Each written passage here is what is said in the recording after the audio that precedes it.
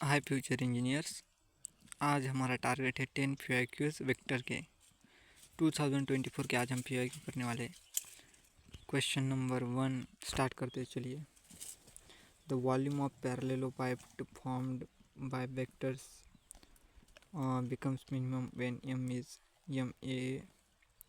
ये question second में shift 1 में पूछा गया था। ये इसके m की वैल्यू पहले निकालनी होगी हमें। तो v वॉल्यूम क्या होता है बॉक्स ऑफ ABC।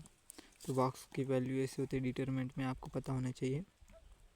और उसको हमने सॉल्व किया तो इक्वेशन मिला v equal to volume equal to dv/dm equal to 3m² - 1।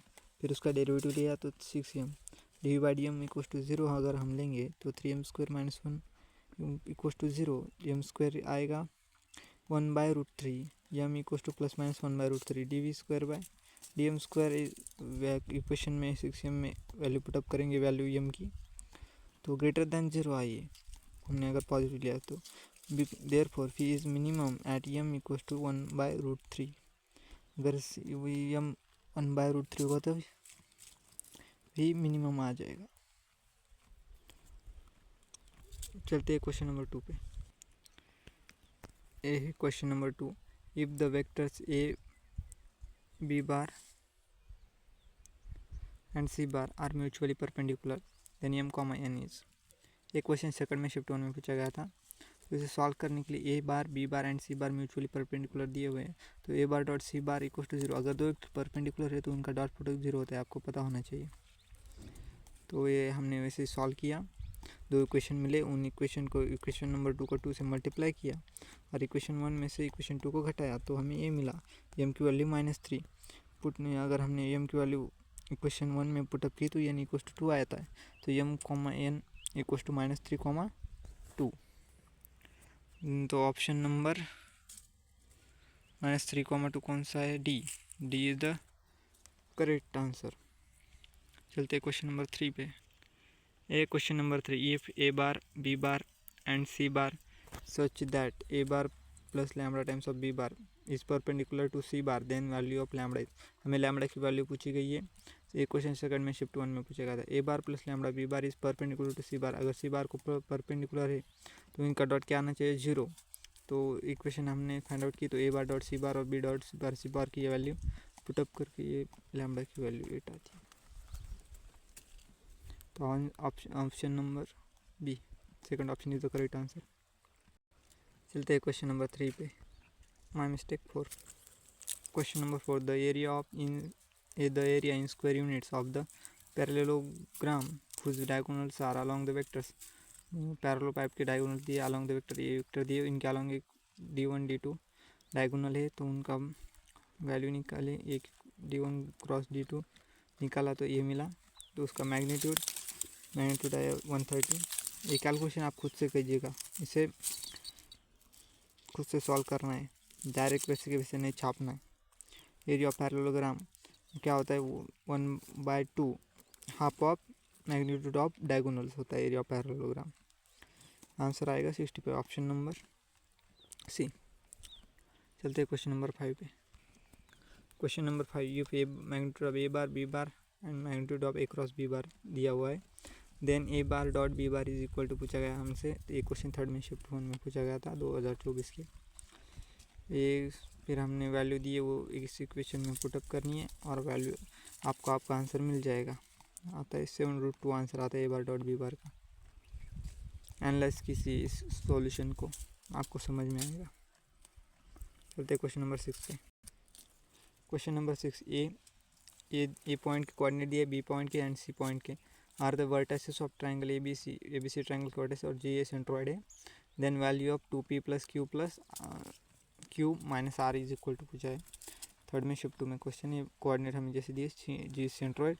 अगर सेंट्रॉइड है तो उसके करस्पॉन्डिंग एलिमेंट उसकी एडिशन डिवाइड बाय 3 से में इक्वल होंगे। तो हमने इसे आर क्यू और पी की वैल्यू निकाली है, तो फिर इक्वेशन में उसकी वैल्यू पुटअप करनी है और आपको हम पर आंसर मिल जाएगा। चलते हैं क्वेश्चन नंबर 7 पे। Question number 7। Let the vectors a bar b bar c bar and d bar be such that a bar cross b bar, ये दिया हुआ है हमें equation. P1 and P2 planes are determined by the pair of vectors a pair a bar b bar and c bar d bar respectively. Then the angle between पूछा है plane 1 and 2 के बीच का.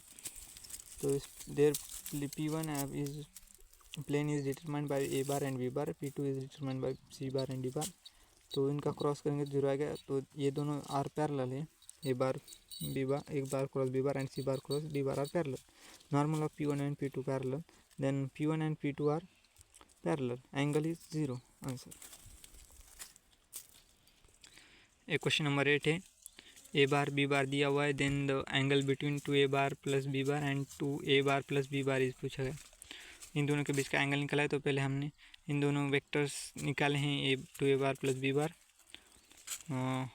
फिर हमने cos थीटा एंगल का formula लगा कि angle का फार्मूला क्या होता है. cos theta equal to a bar dot b bar divide by A B magnitude of A B.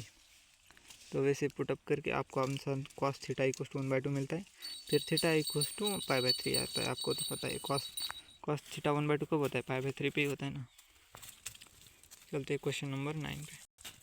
Question number 9 है a bar b bar c bar are non coplanar vectors हैं.